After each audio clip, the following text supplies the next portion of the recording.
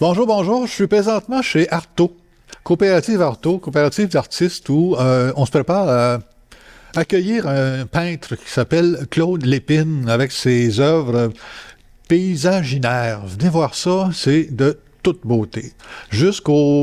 Présentement, à partir d'aujourd'hui, là, on est le 11 janvier jusqu'au 4 février prochain. Ici Luc Archambault, bienvenue à Studio Saint-Jean.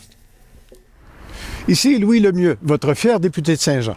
La chaîne YouTube ou Facebook que vous regardez en ce moment, c'est Studio Saint-Jean, la chaîne télé de votre député au service de la communauté, pour apprendre à se connaître davantage, pour travailler mieux ensemble. Vous pouvez contribuer en devenant bénévole avec l'équipe d'animation ou nous écrire pour nous envoyer des suggestions d'invités ou de sujets. C'est à production@commercial studio-saint-jean.tv. Bon visionnement.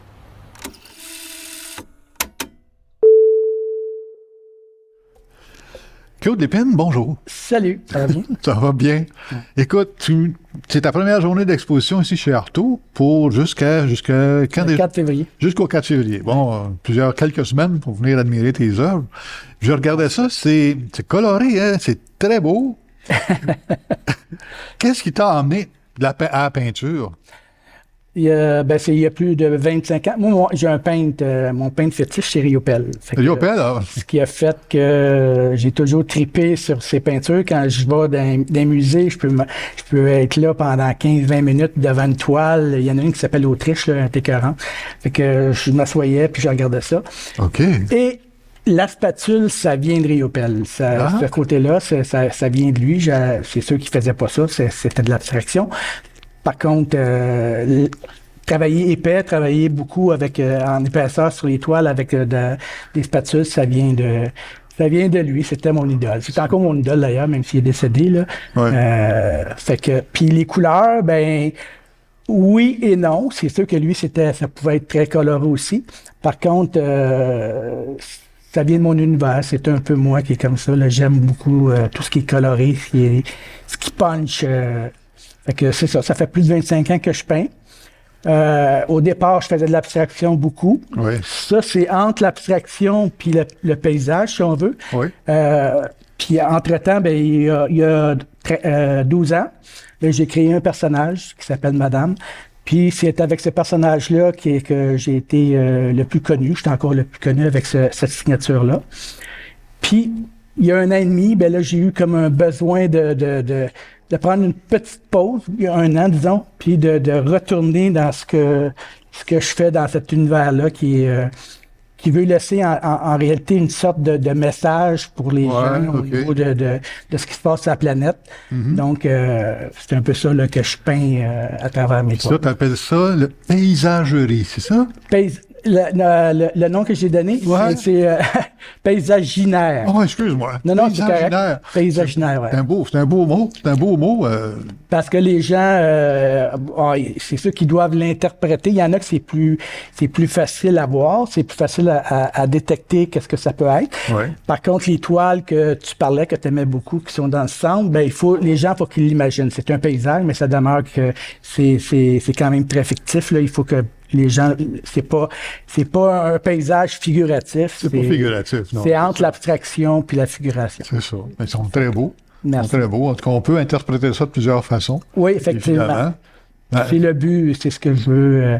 Par contre, dans cette exposition-là, qui s'appelle Paysaginaire, c'est relié un peu à ce qui se passe sur la planète et comment nous, les humains, je m'inclus dans ça, on fait toute partie de ce problème-là. Mm. Comment est-ce qu'on gère ce qui se passe sur la planète, puis ce qu'on lègue à nos plus jeunes, puis à d'autres pays aussi, à d'autres personnes. Souvent, on leur demande de plus produire comme nous, on produisait, qu'on coupait les arbres puis qu'on faisait tout. On voudrait qu'ils ne le fassent pas pour protéger la planète, mais nous, on a tout utilisé ça, on a été chercher le bien, puis on veut pas que les peuples qui sont plus pauvres le fassent. Donc, c'est assez difficile de comprendre le cheminement, mais c'est ça. Fait que dans mes toiles, dans la majorité de mes toiles, il y a des glaciers qui, pour moi, qui représentent c'est la fonte. La fonte des glaciers. La fonte des glaciers, donc la chaleur, tout ça qui est en train de se produire avec le réchauffement de la planète, c'est ça. Oui, c'est ça. Il y a un côté un peu apocalyptique. Là. Ben, pas dans tes toiles, là. Non. Pas dans les toiles. Il n'y a pas de l'apocalypse dans tes toiles, c'est évident, là. Sauf qu'on fait référence à notre style de vie d'une certaine façon. C'est ça qu'on pourrait essayer d'améliorer, qu'on pourrait peut-être gérer mieux ce qu'on fait, dans la vie. Puis dans l'exposition, c'est comme s'il y avait 5 tableaux. Il y avait un tableau qui représente il y a 3 tableaux qui sont dans le centre qui représentent ce que la beauté de la nature peut nous offrir. Oui, OK.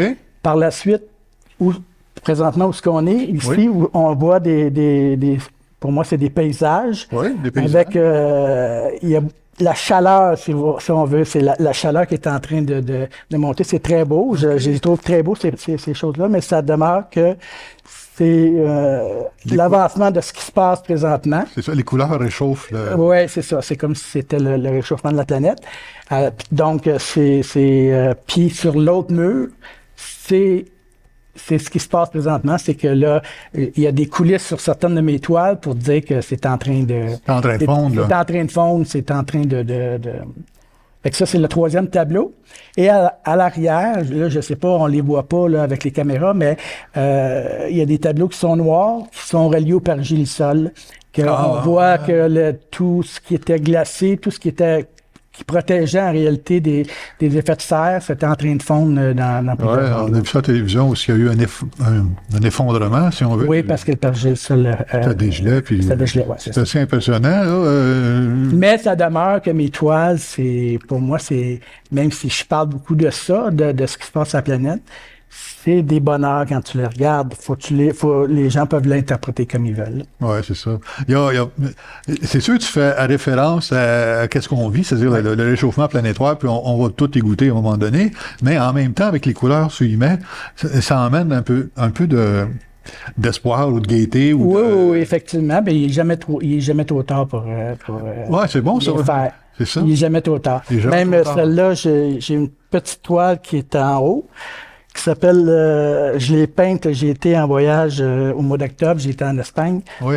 Puis les paysages là-bas, c'était magnifique, là, c'était extraordinaire. Puis je l'ai appelé Andalousie. Donc, ça demeure des choses que on peut s'arranger pour que la planète soit belle. Soit belle pour nous, soit belle pour les gens qui vont nous suivre. Ouais. Puis, c'est ça. OK, c'est bon, ça. C'est comme...